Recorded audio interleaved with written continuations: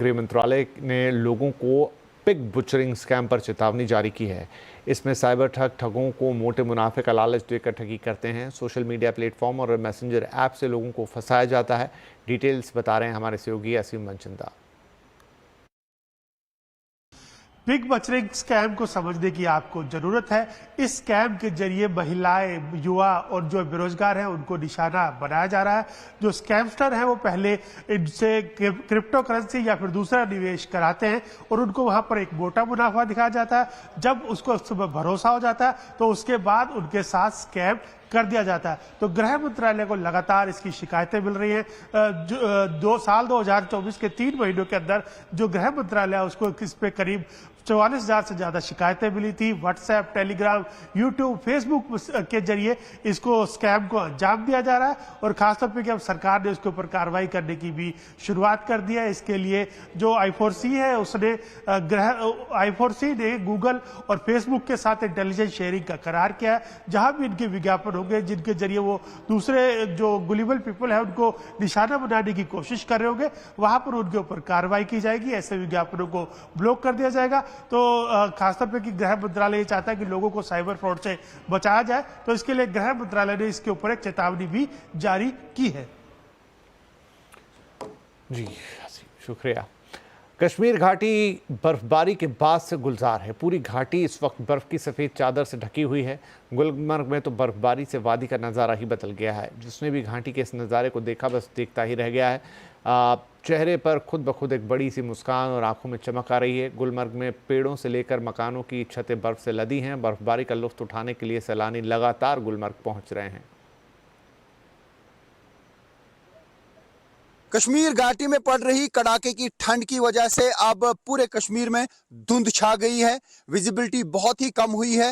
हो सकता है कि विजिबिलिटी कम होने की वजह से श्रीनगर एयरपोर्ट पे फ्लाइट्स ऑपरेट करने में बाधा आ सकती है। और आप देख सकते हैं हर तरफ से धुंध छाई हुई है, दूर दूर तक नजर नहीं जाती है और इसके कारण सर्दी में मजीद इजाफा हुआ है और यही हाल इस वक्त पूरे कश्मीर में है।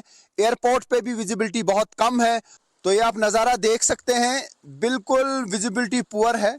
जब कैमरा को जूम करेंगे तो आगे कुछ भी नहीं दिखता है।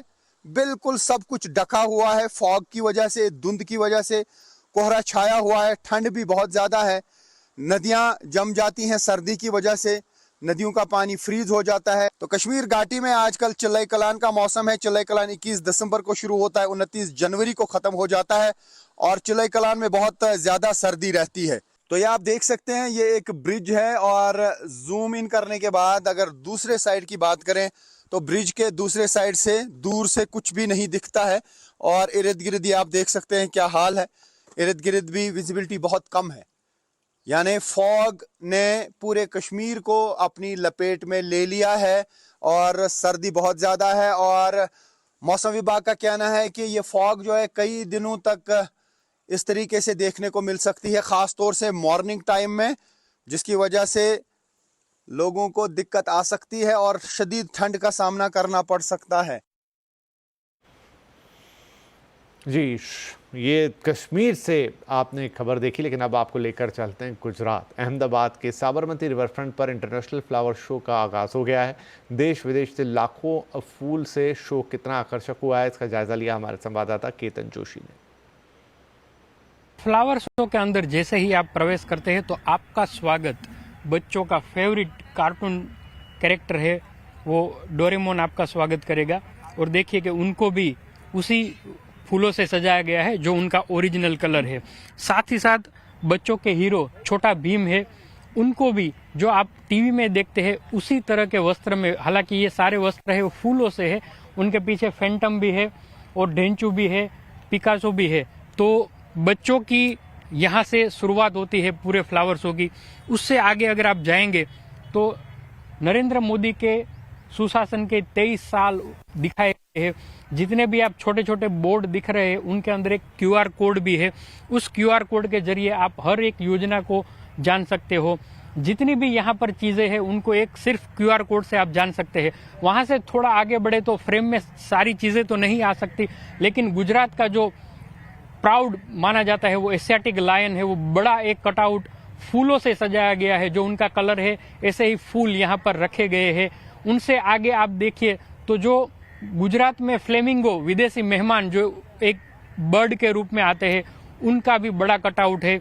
यहाँ पर 7 से 10 लाख देश विदेश के फूलों को सजाया गया है।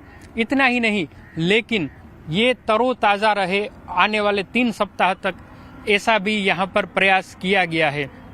इस बार ज़्यादा भीड़ को ध्यान में मद्देनज़र प्रशासन ने प्राइम टाइम भी फिक्स किया है। सुबह 9 से 10 और शाम को 7 से 10 बजे तक का एक प्राइम टाइम भी रखा गया है, तो भीड़ को कंट्रोल किया जा सके।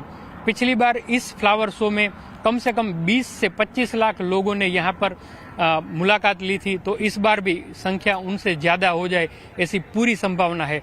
तो एक तरह से हम कह सकते हैं कि आपने भले ही इस तरह के फूल आपके आंगन में या तो आसपास न देखे हो, लेकिन प्रशासन ने देश विदेश से फूल मंगवाकर एक अनोखा फ्लावर शो यहाँ पर आयोजित किया है। केतन जोशी, अहमदाबाद। चलिए, इसी के साथ हम आपसे लेंगे इस बुलेटिन में फिलहाल इजाज़त, लेकिन CNBC आवाज़ पे खबरें रहेंगी जारी। नमस्कार।